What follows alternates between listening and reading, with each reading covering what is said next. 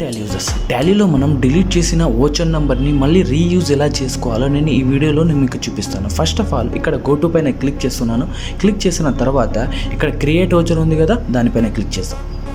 Click చేసిన తర్వాత ఇక్కడ చూడండి ఆటోమేటిక్గా సేల్స్ ఓపెన్ అయిందా. మీరు ఏ ఓచర్ డిలీట్ చేశారో ఆ ఓచర్ టైపే ఓపెన్ చేసుకోవాలి.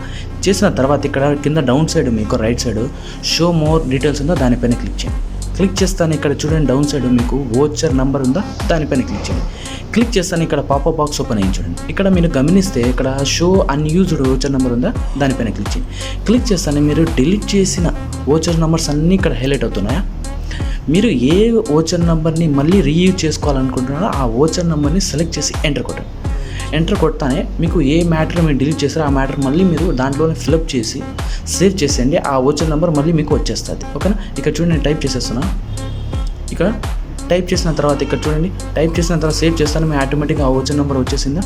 మీరు కూడా మీ టాలీలో ఇలా ట్రై చేయొచ్చు.